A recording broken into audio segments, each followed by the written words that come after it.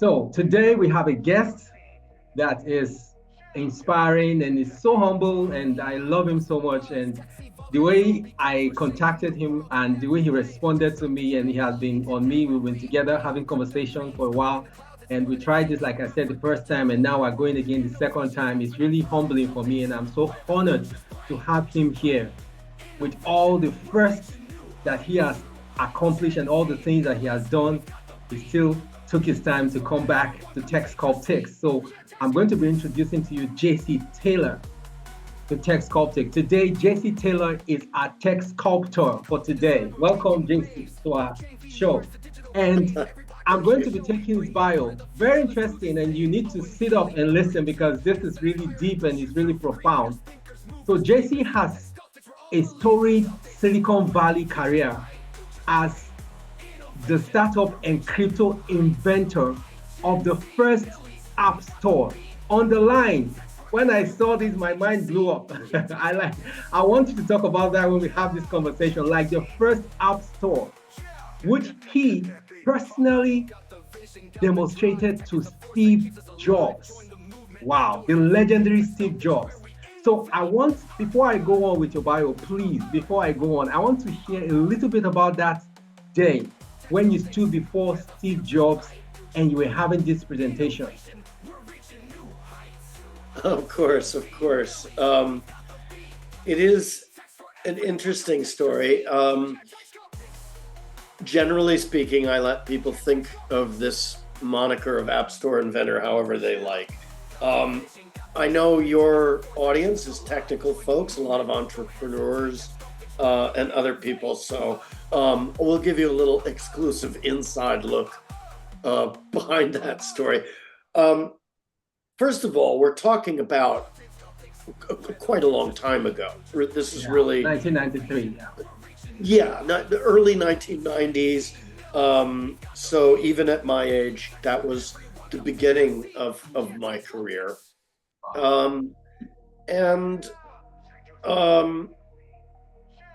I think a lot of people in startups would relate to the fact that today you could look back and say, I was some crypto engineer, who created something that wasn't there in cryptography, and these were indeed tough subjects at the time in computing.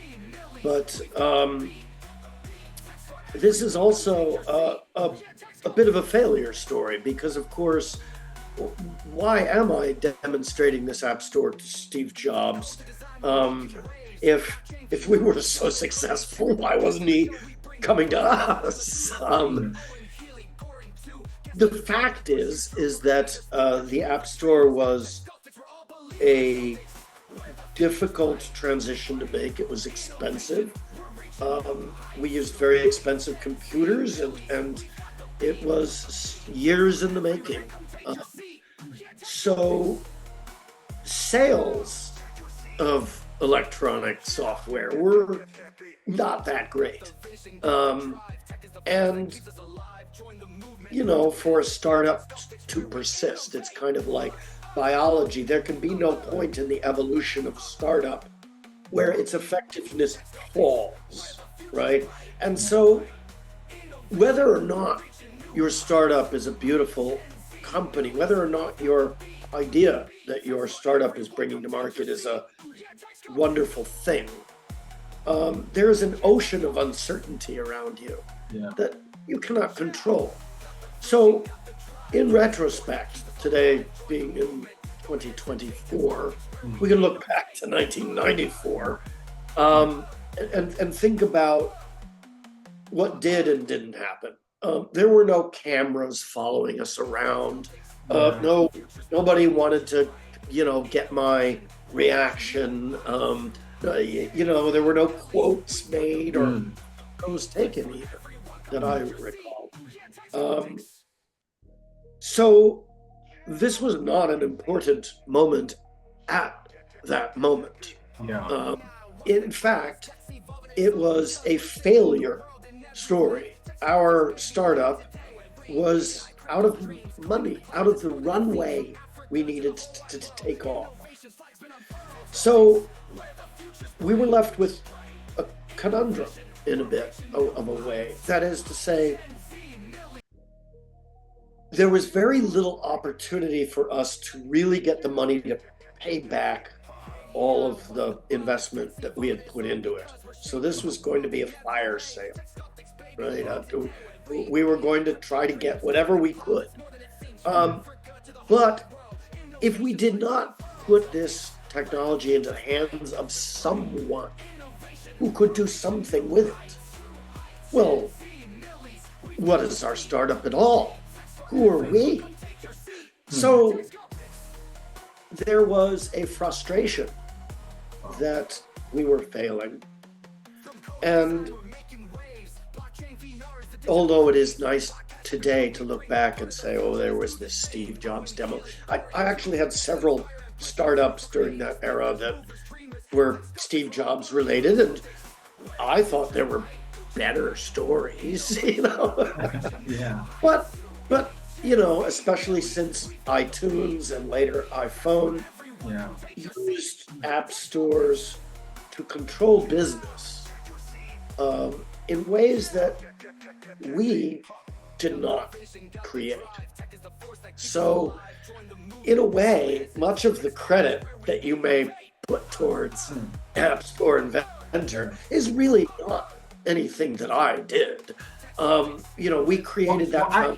I don't want to agree with that with you, really, because, I don't agree with that, because the truth is, you know, you may say, like, to you, because you were the inventor, you did the work because you wanted to see this help people, you wanted to see this go out there and change things. As at that time, let's just put our minds on that time, and it may not have worked out, but for me, I see it as like a seed you planted.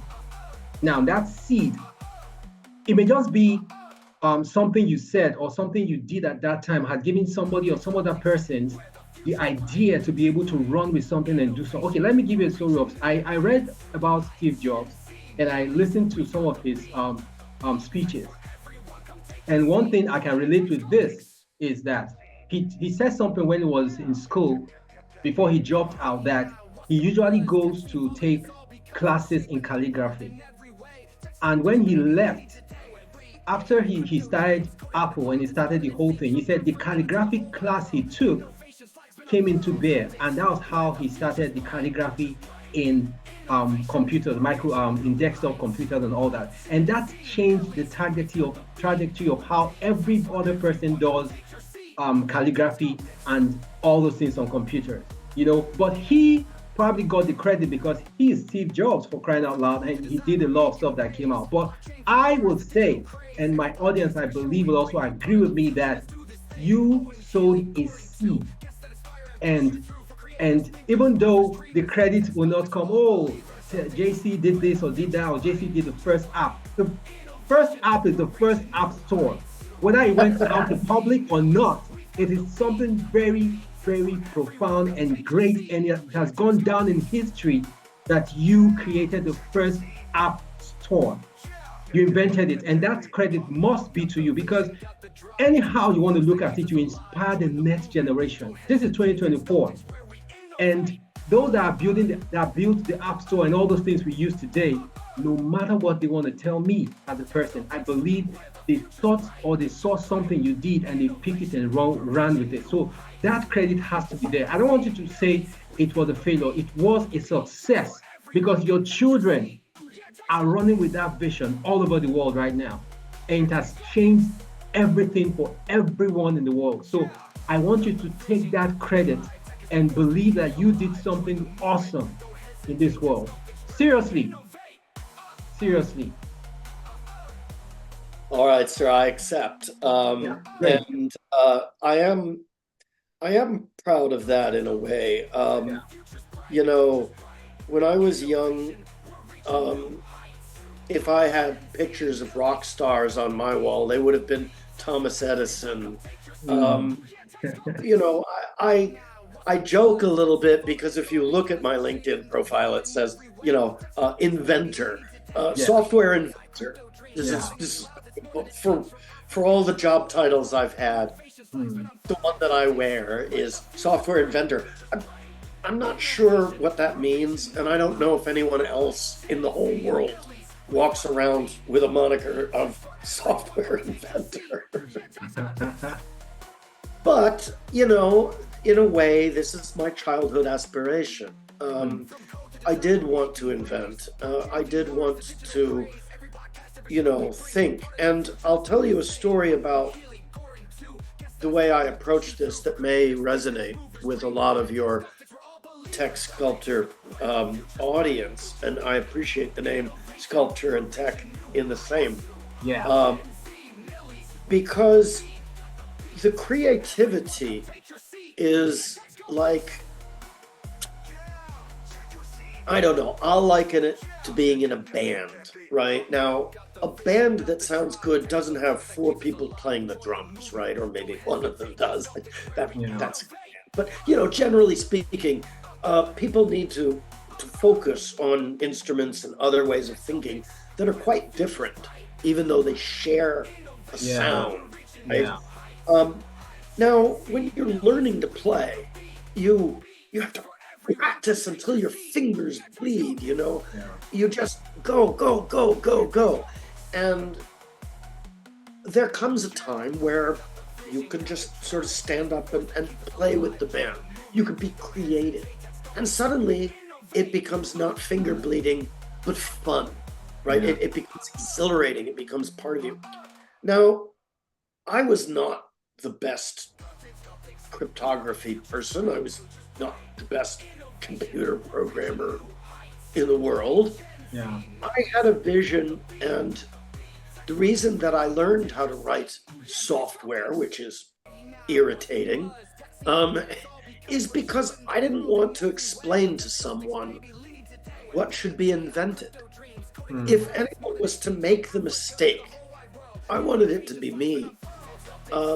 I wanted to be the inventor. And so what I did was honestly very scary. If you think about the business of the App Store at that time, you would dial a telephone number and I would pick up a phone at my desk. Everyone who sold their wares or even thought about it, they called, and I am the person they spoke to. We didn't have, you know, a big team of people, right? So these were my friends.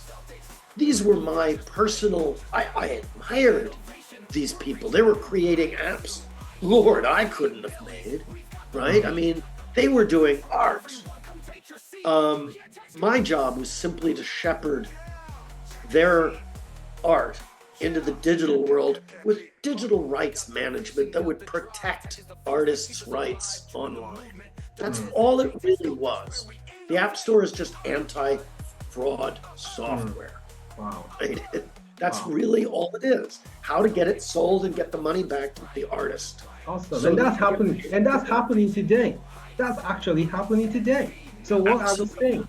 So it's happening. And you can see that, especially in places like Africa, in Nigeria particularly, where we have our musicians now going global, and you see everybody now, somebody can just sit in the room, record a video, record a song, and then put it out there. Before you know, he's getting royalties.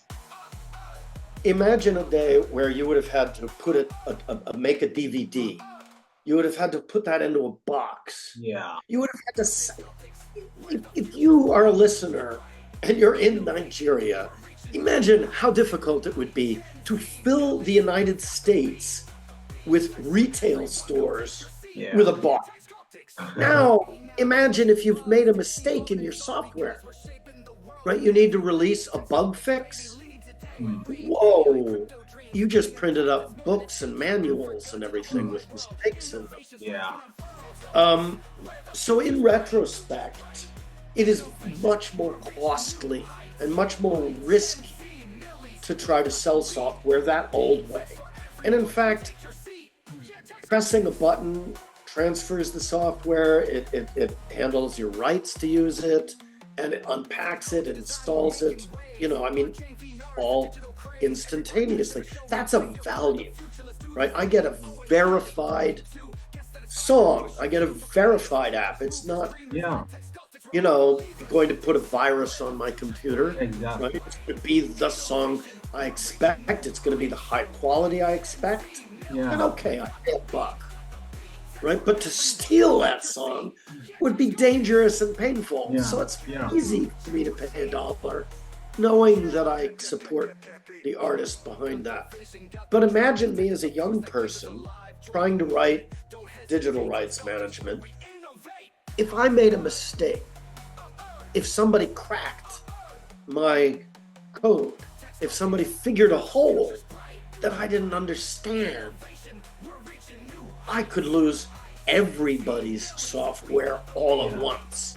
Exactly. You see, so this was a risky thing to attempt to do. And I personally would be responsible if I made a mistake.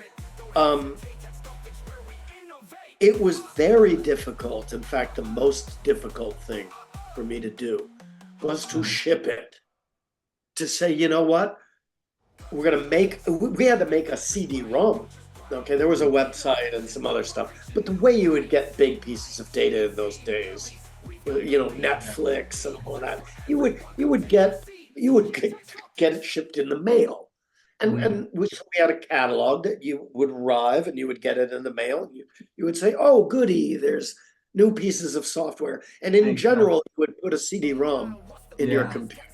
If it was really new, you might get it down off the internet, but that would take all weekend. Definitely. So really what we were doing was dangerous, and I wished someone else would come and write that for me, right? Someone else would come and look through it and say, well, I've looked through your code and it's solid, No one was going to do that for me. And if I didn't ship, then, well, what were we? What am I? So eventually these two pressures, the pressure of wanting to secure my friends' digital rights and the liability of possibly ruining everything, the difficulty of taking on that responsibility, putting it onto a CD and shipping it out all over the world. I can't take that back, right? That is forever. Yeah. And so the hardest part about that app store was doing it. Definitely. So at the time I felt that there was a failure, and I'm glad that you see it as such a positive influence in the world. Yes, of course. We certainly understood its potential. Yeah. But it is still a source of pride for me that, well, if I bump into somebody on the subway here in New York City, they don't have to know my name, right? They've used my invention. Definitely. So I'm a software inventor. That's definitely. I 100% agree with that. And that's how I want you to see yourself going forward, because that's exactly who you are. Exactly who you are. Childhood self would be very proud. Yeah.